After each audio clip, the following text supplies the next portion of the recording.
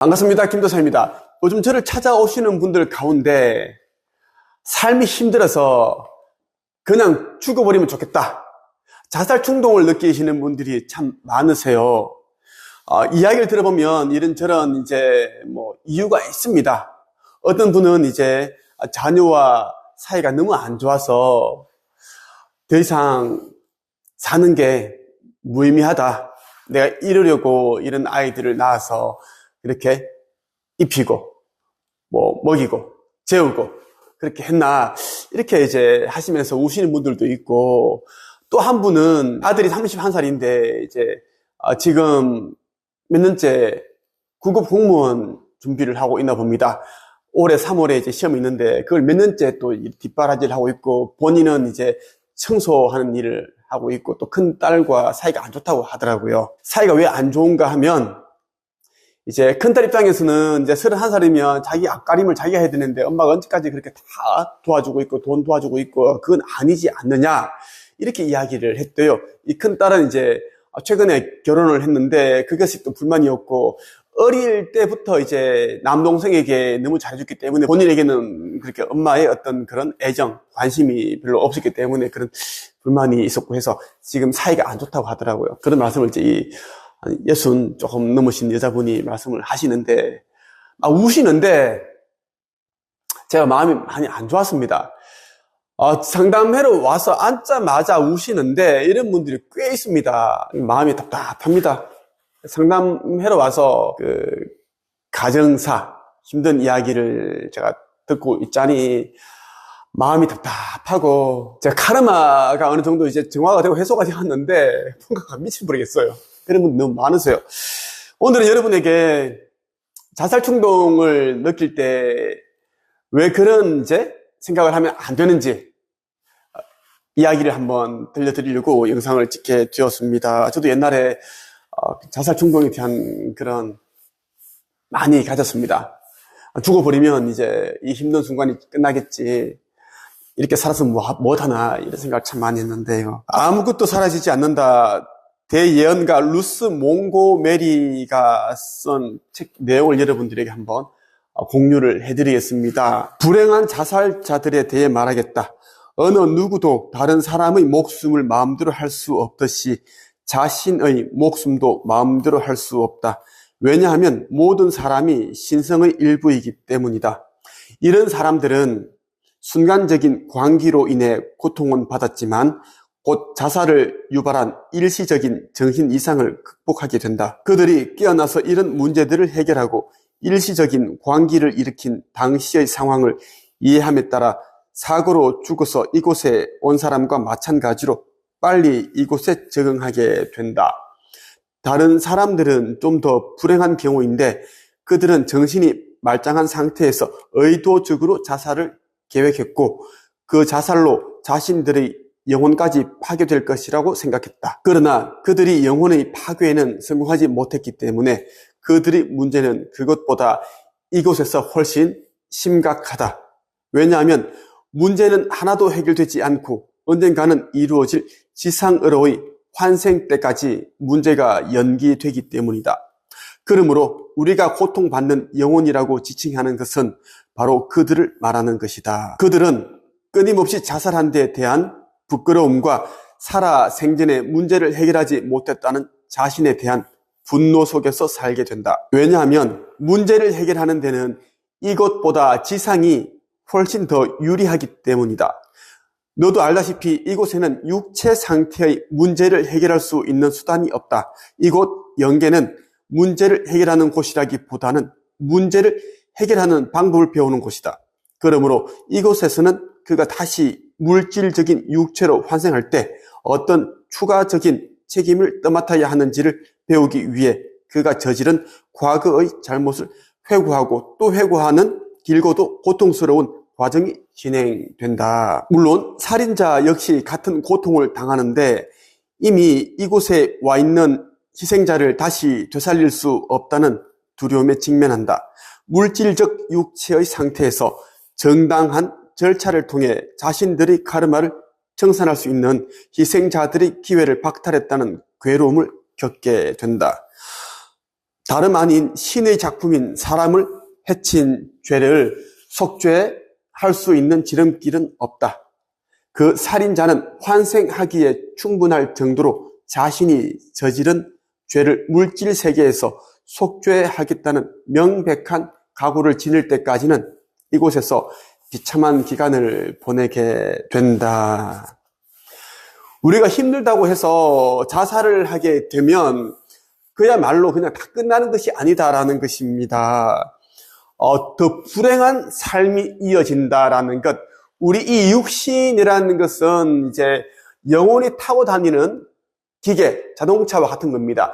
영혼이 입고 다니는 의복과 같다. 옷과 같다라는 것인데요. 우리가 자살을 하게 되면 이 지상계에서, 이 물질 세상에서 가지고 있었던 그러한 사고, 생각, 마음 상태, 의식 수준, 추억, 괴로움, 고통 싹 다 가지고 갑니다. 그렇기 때문에 저쪽 세계에 갔을 때 극심한 혼란 상태에 빠지게 된다라고 보시면 좋겠습니다. 정신이 말짱한 상태에서 의도적으로 자살을 계획을 했고 그 자살로 자신의 영혼까지 사라지게 파괴시킬 거라고 생각을 했지만 절대 그런 일이 일어나지 않는다라는 것이고, 그리고 그렇게 죽었다고 해서 지금 안고 있는 문제들이 해결되는 것은 하나도 없다라는 겁니다. 자살자들이 죽게 되면 사후세계에 갔을 때 자신이 죽었다는 것을 잘 모릅니다. 우리가 꿈을 꾸고 있을 때, 악몽에 시달릴 때 우리가 이거 꿈이야 꿈, 맞아 저 귀신이지만 무섭지만 내가 꿈에서 짠 깨어나면 아무것도 아니야, 두려워할 것도 없어, 아무것도 아니야, 이렇게 해야 되는데 꿈속에서는 너무나 이제 생생한 실제이기 때문에 두려운 거예요. 꿈이 꿈인 것을 모르기 때문에 무서운 거죠. 죽음 이후의 사후세계에서도 여러분들이 죽었다라는 것을 모를 확률이 아주 높습니다. 살아생전에 이제 영성 공부를 하지 않고 의식 성장이 되어 있지 않은 사람들, 영적 성장이 되어 있지 않은 사람들은 이 삶이 저 사후세계까지 그대로 이제 이어져 간다라는 것, 의식이 끼어 있지 않기 때문에 죽은 사람도 그 영혼도 삶이 계속 이어져 있는 줄 알고 계속 인간으로 살 때 했던 생각, 말, 행동, 그 패턴을 그대로 따르게 된다는 것을 여러분들이 아셨으면 좋겠습니다. 그래서 제가 계속 의식 성장을 하세요. 영적 성장에 도움되는 그러한 공부를 하시고 시간과 돈과 노력을 아끼지 마세요라고 얘기를 하는 겁니다. 많은 분들이 저에게 어떻게 하면 의식 성장을 제대로 할 수 있습니까? 영적 성장을 할 수 있습니까? 라고 묻는데 저는 그렇게 생각을 합니다. 우리가 겪는 모든 이제 사건들, 시련과 역경들이 있겠죠. 아픔, 고통, 괴로움, 그런 일들이 있습니다. 그런 일들 안에서 우리가 이제 무엇을 깨달을 것인가? 어떤 교훈을 얻을 것인가? 나는 이 사건으로 인해서 나는 지금 굉장히 고통 가운데 있지만 이 사건이 나에게 시사하는 바가 무엇인가? 나는 무엇을 깨닫기 위함인가? 라는 것이에요.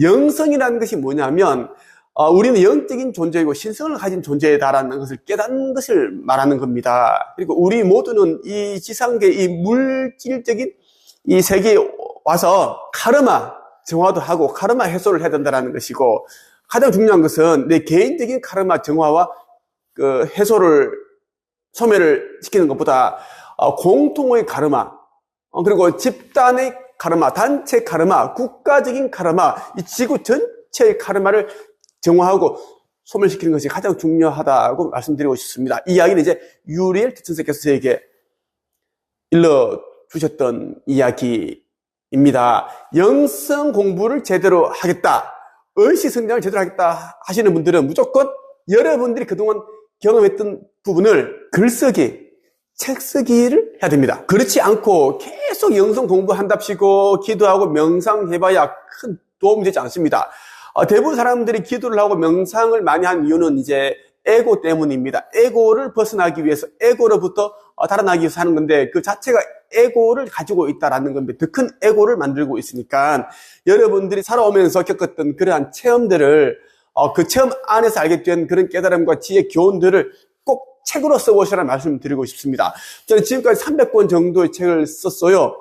제가 IQ 89고 그리고 많은 부분들이 부족합니다. 저는 기초생활수급자 가정에서 살았고요. 전문대 출신이고 하지만 저는 책을 쓰면서 제가 굉장히 지혜로워졌고 현명한 사람이 되었고 그리고 영적인 그런 안목을 가진 사람이 되었고 또 영성이 무엇인지 신성이 무엇인지 나의 아버지 창조주께서는 어떤 분인지를 제가 제대로 알게 되었습니다. 여러분들도 꼭 여러분들이 살아온 그 스토리를 책으로 남기시라는 말씀을 드리고 싶습니다. 성경도 책입니다. 불경도 책입니다. 진짜 제대로 된 영성 공부를 하려는 사람들은 무조건 책을 써야 된다는 말씀을 드리고 싶습니다. 그리고 여러분들이 그동안 다양한 체험을 하면서 알게 되었던 그런 지혜와 깨달음, 이러한 것들은 여러분만의 것이 아닙니다. 그냥 다 공유가 되어야 됩니다. 이것도 유리엘 대천사께서 저에게 얘기를 해주셨습니다. 모든 존재에게 공유가 되어야 된다는 것, 그 책임을 여러분들이 가지고 여러분들이 살아야 됩니다. 그래서 저는 꼭 책을 써봐라 라는 말씀을 드리고 싶습니다. 저는 김도사에 대해 더 많이 알고 싶거나 의식 성장, 영적인 성장에 도움되는 그런 공부를 하고자 하신다면 제가 매주 화요일마다 직접 이 육성으로 진행을 하고 있는 의식 성장 수업 1타 부자 마인드 수업에 참여하시면 됩니다. 저녁 7시 반부터 9시 반까지 2시간 동안 줌으로 제가 수업을 합니다. 온라인 특강이다라는 이야기입니다. 오늘은 여기까지 하겠습니다. 끝!